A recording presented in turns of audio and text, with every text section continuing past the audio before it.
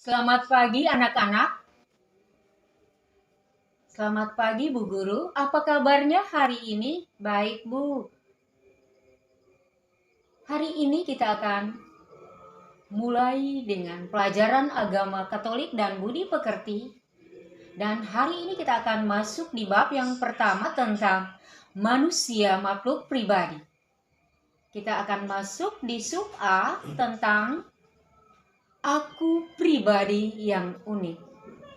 Sebelum kita memulai pembelajaran kita, baiklah kita awali dengan doa. Dalam nama Bapa dan Putra dan Roh Kudus. Amin. Allah Bapa yang Maha Baik, kami bersyukur atas penyelenggaraanmu. Engkau telah menciptakan kami semua baik adanya, termasuk diri kami yang Kau ciptakan begitu indah dan sempurna. Ya Allah, kami pada saat ini ingin belajar mengenal keunikan diri kami dengan lebih baik. Kami mohon, utuslah Roh Kudus-Mu di tengah-tengah kami, sehingga kami dapat membuka diri tentang berbagai hal berkaitan dengan kekuatan dan keterbatasan kami. Dengan demikian, kami pun akan dapat mengembangkan diri dengan sebaik-baiknya demi kemuliaan nama-Mu.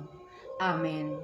Dalam nama Bapa dan Putra dan Roh Kudus. Amin. Anak-anak yang terkasih, hari ini kita akan melihat tujuan pembelajarannya, yakni agar peserta didik mampu memahami dirinya sebagai pribadi yang unik dengan segala kemampuan dan keterbatasannya, sehingga menerima diri dan bersyukur atas keberadaan dirinya sebagai manusia yang unik. Nah, sekarang kita masuk ke langkah yang pertama, anak-anak. Kita akan menggali pengalaman hidup berkaitan dengan keunikan diri dan orang lain. Nah, sebelumnya Ibu akan bertanya ke adik-adik sekalian, mengapa manusia diciptakan secara berbeda antara satu dengan yang lain? Manusia diciptakan secara berbeda karena manusia itu memiliki kekhasan, tidak ada yang sama. Apa yang membuatnya berbeda? Yang membuatnya berbeda itu adalah sikap, sifat, kemudian aspek fisik atau jasmania atau psikis atau aspek rohania. Semua itu yang membuatnya beda. Nah, bagaimanakah sikap saya terhadap perbedaan itu? Nah, sikap kita yakni mau menerima diri apa adanya. Tidak boleh sombong terhadap kelebihan yang kita miliki atau terhadap kekurangan yang kita miliki. Tidak boleh merasa rendah diri. Nah, untuk menjawab itu semua, kita sekalian diajak untuk menyimak kisah tentang Caryono Slamet. Saya butuh waktu yang lama untuk bisa bangkit. Caryono Slamet, saya butuh waktu yang lama untuk bisa bangkit. Bantul DIY, Caryono Slamet, lelaki kelahiran Pekalongan, 29 Desember 1972 ini harus kehilangan kaki kirinya yang terpaksa diamputasi pada tahun 1990. Dia juga harus menerima kenyataan bahwa 10 jari tangannya tak bisa lagi digerakkan lantaran mengalami kerusakan saraf. Kejadiannya terhitung sangat cepat. Begitu lulus dari Sekolah Teknik Menengah atau STM pada tahun 1989, Caryono menerima bekerja di perusahaan listrik negara atau PLN di bagian instalasi. Ia ditugaskan di wilayah Klaten, Jawa Tengah. Belum genap setahun dia bekerja, Caryono dan 2 orang temannya kesetrum listrik tegangan tinggi. Meski ketiganya selamat, semuanya mengalami cacat seumur hidup, termasuk Caryono yang harus kehilangan kaki dan fungsi jari-jari tangannya. Caryono butuh waktu 2 tahun lebih untuk mengembalikan rasa percaya dirinya. Meski sudah setahun belajar di pusat rehabilitasi Yayasan Kristen untuk Kesehatan Umum di Yogyakarta dan mengikuti sejumlah pendidikan serta keterampilan khusus bagi yang cacat, semangat hidup Caryono tak juga datang.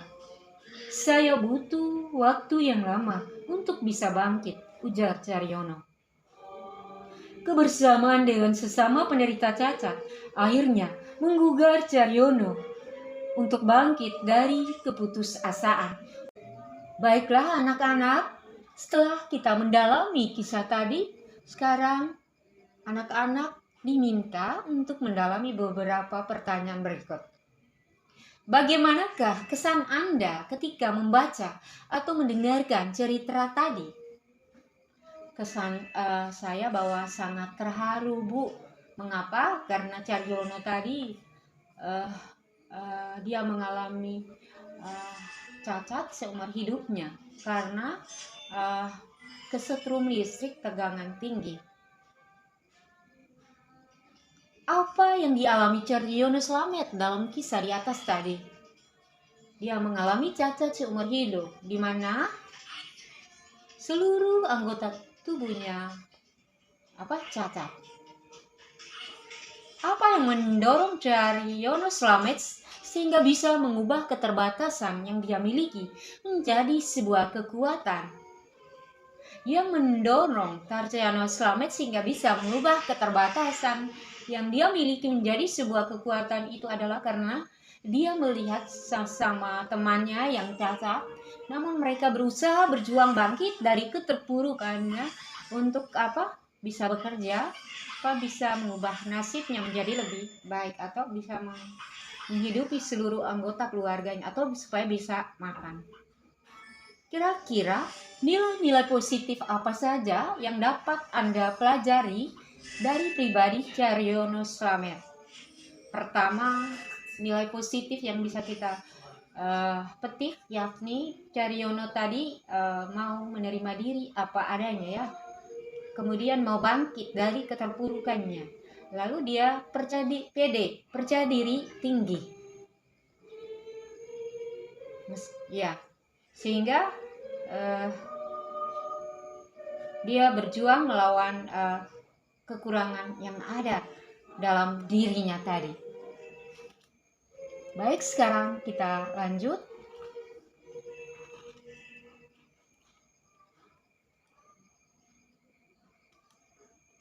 Kita lihat di bagian berikutnya ini adalah tugas kaitan dengan kekuatan dan keterbatasanku. Aspek-aspek diriku, lalu kekuatanku dan juga keterbatasanku. Dari segi fisik atau jasmani, apa saja kekuatanku atau keterbatasanku?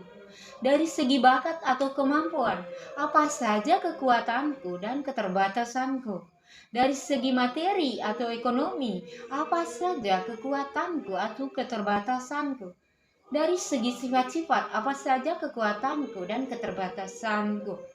Lalu, impian sukses apa yang ingin kuraih? Jadi kita harus mempunyai impian untuk meraih kesuksesan. Lalu yang berikutnya ini adalah kita diajak untuk mendalami keunikan dirinya dengan meminta temannya untuk mengisi lembar isian di bawah ini. Aspek-aspek diriku serta kekuatanku dan keterbatasanku. Jadi dilihat dari fisikku apa saja, atau sifat dan sikapku apa saja, lalu lain-lain.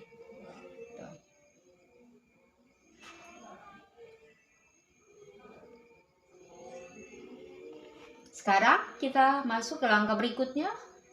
Kita melihat beberapa penegasan kaitan dengan keunikan manusia.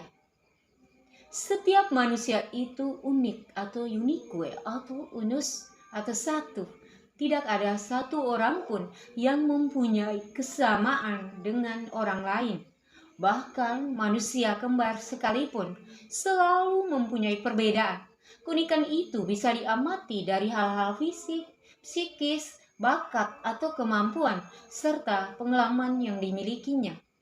Keunikan diri itu merupakan anugerah yang menjadikan diri seseorang berbeda dan dapat dikenal dan dapat diperlakukan secara khusus pula. Setiap manusia mempunyai kekuatan dan keterbatasan. Tidak pernah ada di dunia ini manusia yang sempurna tanpa keterbatasan. Manusia yang paling kuat sekalipun pasti ada keterbatasan. Sebaliknya, meskipun pribadi kita tidak sempurna, namun pasti ada keunikan di dalamnya. Nah, sekarang kita lanjut ke langkah berikutnya. Kita coba mendalami pesan teks kitab suci tentang keunikan diri. Dalam kitab suci Kejadian bab 1 ayat 26 sampai 31 menceritakan dengan indah sekali tentang keunikan manusia itu. Waktu menciptakan manusia, Tuhan merencanakan dan menciptakannya menurut gambar dan rupanya, menurut citranya. Itu ada dalam Kejadian bab 1 ayat 26. B. Waktu menciptakan manusia, Tuhan bekerja secara istimewa. Tuhan membentuk manusia dari debu dan tanah dan mengembuskan nafas hidup ke dalam hidungnya. Itu ada dalam Kejadian bab 2 ayat 7. C. Segala sesuatu termasuk Taman Firdaus itu diserahkan untuk manusia. Itu ada dalam Kejadian bab 1 ayat 26. Bukankah manusia itu istimewa? Tuhan memperlakukan manusia secara khusus. Manusia sudah dipikirkan dan direncanakan oleh Tuhan sejak keabadian. Kehadiran manusia di bumi dipersiapkan dan diatur secara teliti dan mengagumkan. Manusia sungguh diperlakukan sebagai orang, sebagai pribadi seperti Tuhan sendiri. Nah, bagaimanakah sikap kita menghadapi keunikan diri kita itu, kekuatan dan keterbatasan yang kita miliki itu? Sikap kita adalah kita harus menerima diri apa adanya dan mensyukurinya sebagai anugerah Tuhan yang terindah dalam hidupnya. Nah, demikian materi kita hari ini. Nah, sebelum mengakhiri kegiatan kita, anak-anak, mari kita menutupnya dengan doa. Dalam nama Bapa dan Putra dan Roh Kudus. Amin. Aku hendak bersyukur kepadamu dengan segenap hatiku. Di hadapan para Allah, aku akan bermazmur bagimu. Aku hendak sujud ke arah bait-Mu yang kudus dan memuji namamu. Oleh karena kasih-Mu dan karena kasih setia-Mu. Sebab Kau buat namamu dan janji-Mu melebihi segala sesuatu. Pada hari aku berseru, Engkau pun menjawab aku. Engkau menambahkan kekuatan dalam jiwaku. Semua di bumi akan bersyukur kepadamu, ya Tuhan. Sebab mereka mendengar dari mulut-Mu. Mereka akan menyanyi tentang jalan-jalan Tuhan. Sebab besar kemuliaan Tuhan. Tuhan itu tinggi, namun Ia melihat orang yang hina dan mengenal orang yang sombong dari jauh. Jika aku berada dalam kesesakan, Engkau mempertahankan hidupku. Terhadap amarah musuhku, Engkau mengulurkan tanganku, dan tangan kananmu menyelamatkan aku. Tuhan akan menyelesaikannya bagiku, ya Tuhan. Kasih setiamu untuk selama-lamanya. Janganlah Kau tinggalkan perbuatan tanganmu. Kemuliaan kepada Bapa, Putra, dan Roh Kudus, seperti pada permulaan, sekarang, selalu, dan sepanjang segala abad. Amin. Dalam nama Bapa dan Putra dan Roh Kudus. Amin.